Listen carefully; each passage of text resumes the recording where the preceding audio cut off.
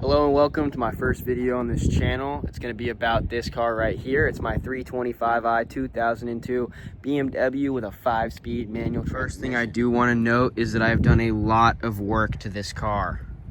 Now, we can start with the engine, and that's what we're going to get into. Start off, you can tell that the engine bay is very, very clean. There is not a lot of extra wires and random stuff hanging around that BMW likes to put in their cars that you don't need. This is mostly just going to be a video on how you can do stuff yourself. It's not going to be very in-depth, but it'll be enough that you should be able to somewhat replicate what I have done here. I will try to include links to every part in the description down below, but if I miss some, just put it in the comment section and I'll make sure to link it. First things first, we've got my M50 intake manifold from the E46 generation. Now you can find these on eBay or Facebook Marketplace, Craigslist, wherever you want to get your stuff. I think I paid around 250 bucks for it. I know that's what they go for generally. I see some posted on Instagram pages sometimes.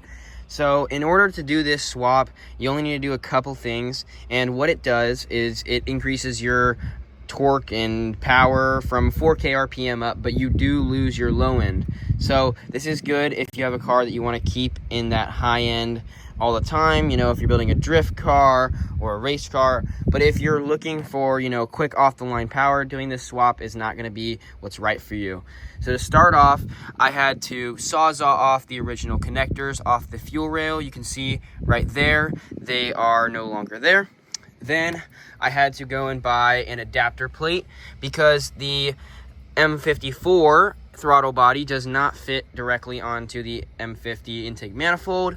So if you get a little adapter, it works. Now the upside with the adapter is that it also works for all the other throttle bodies. So right here is a 2.5 liter and I have a 3 liter throttle body on top of it.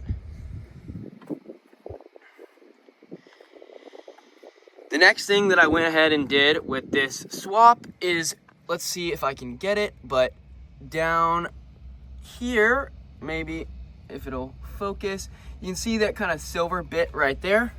That is the idle control valve blocker. So your idle control valve controls your idle and RPMs for the first 90 seconds when your car is on. So the things that I notice with this being deleted is that sometimes if I start my car and it's really cold, it'll just kill itself right away, and you kind of have to start it over and over again until it, you know, gets it going.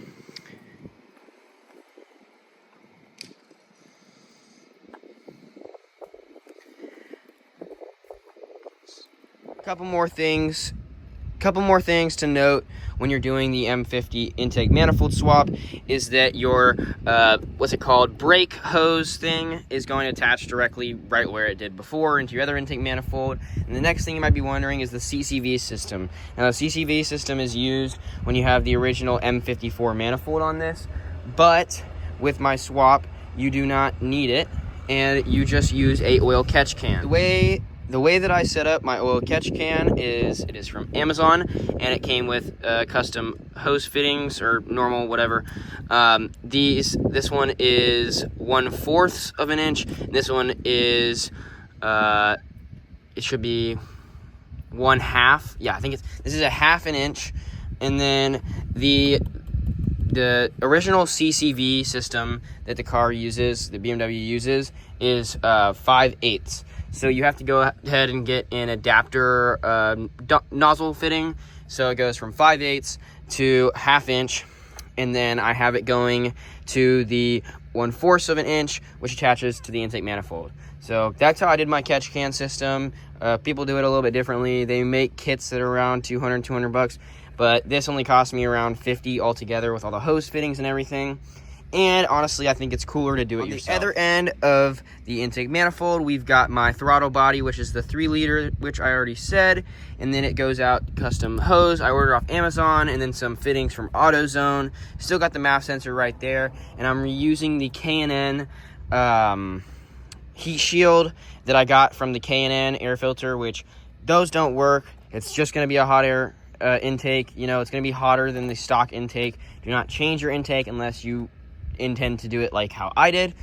And that's where I drop it under to where the fog light would be. So you can see that's my filter right there, and it's going under. Then let's come back to this side of the car, and right here we can see my catless eBay headers. Now those were about 150 bucks.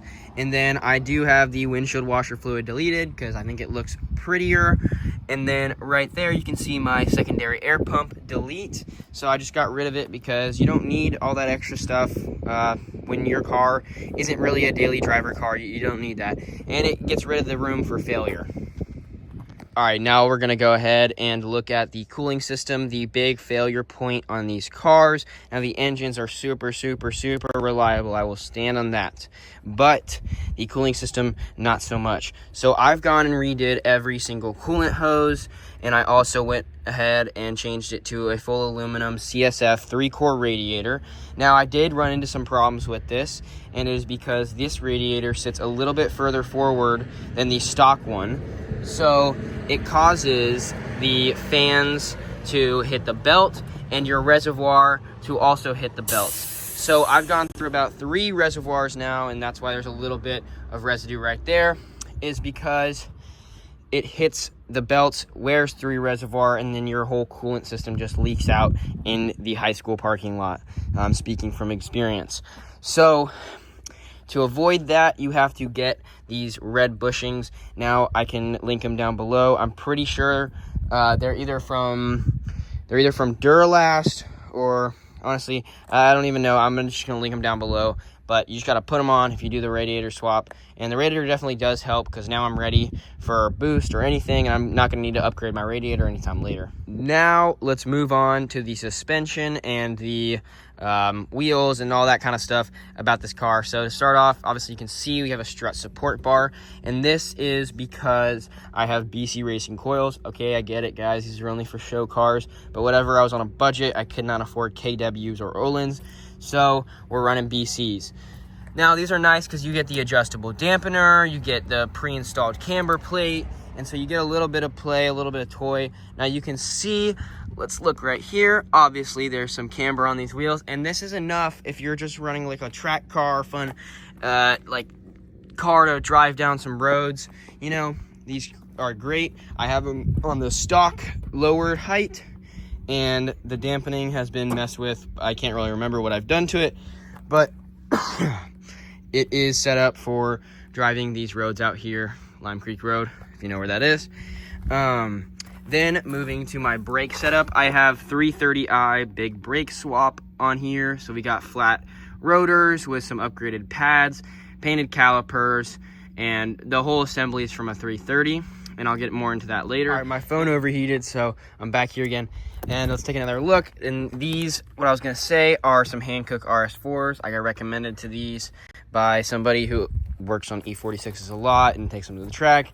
And so far, they're working really great for me. They're super grippy. They're semi-slicks. I think I paid around $870, $900 for my set of 4. So they're not too bad compared to Michelin Pilot Sports, which are my street tires.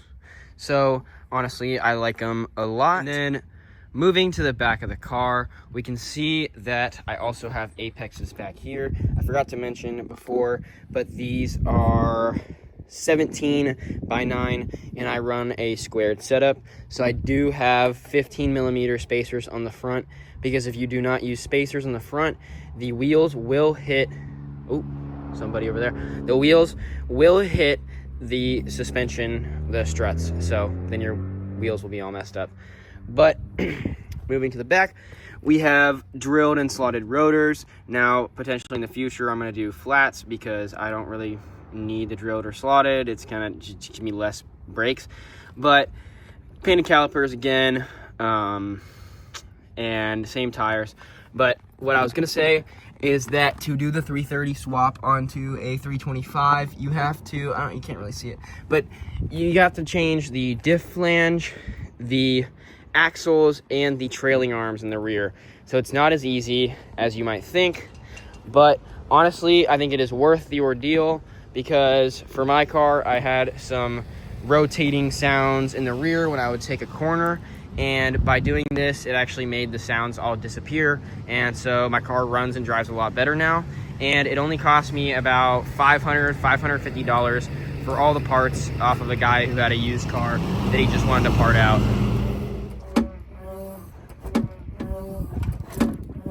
Love the E46 trunk symphony, amazing. So back here I've got everything gutted, you know, everything's removed. I don't know why that's still there, but whatever. I got a die-hard battery, a little upgraded battery in here, and then yeah, everything's just taken out. And then I've got a strut support bar back here as well, because you know, if you know, these are meant to crack. Like the struts will crack if you run coilovers without them. Boom, BC Racing Custom Coilovers. Yeah, let's go. So then let's go ahead and move to the inside of the car. This one is a 4-door, but no longer really a 4-door. I mean, it has 4 doors, but it does not have 4 seats, let alone 2. So back here, I've still got all this stuff. I got some more stuff to work on to remove everything. Obviously, I'm gonna do the headliner and remove these carpets and all that kind of stuff. But right now, it's just in the testing phases, and we're making sure the car runs great and does everything how it should. Then we've got an NRG Harness Bar back here with some Sparco harnesses. And then moving up to the driver's seat, you can see I have a Sparco Sprint seat. I have the small one because I'm not very big. And these are just mounted into a mounting plate. I found one of these off of Facebook, and I was able to pick it up for around 150 bucks for all the mounting stuff, and the seat was around 500 bucks. Then I've got the MZHP weighted shifter knob and a little CarPlay thing, and I still have working AC, surprisingly. If you've made it this far in the video, please drop a like and a comment. You know, I really appreciate the support. This is my first video here, and I should make some more soon. I've got an M6 V10 that I'm sure people would love to hear about and actually hear the car. But some of the finishing things I should say about this car is that I do have a 364 diff swap from the 6-speed ZHP version, and I have a 5-speed transmission. So that kind of changes the feel of the car, makes it a little quicker in accelerations, and it's very nice. This guy's hauling behind me. But yeah, so it makes it got a less shifting ratio, acceleration's a little quicker, and so I did that to make up for the fact of the M50 manifold, making my 1 to 4K RPM really sluggish and not really have as much power as it should, and so that kind of fixed it, and I still get that fun acceleration when I need it. If you guys enjoyed this video, make sure to drop a like and a comment down below. I'll be sure to make some more like this very soon. And to end off this video, I think we should do some sound clips, so here we go.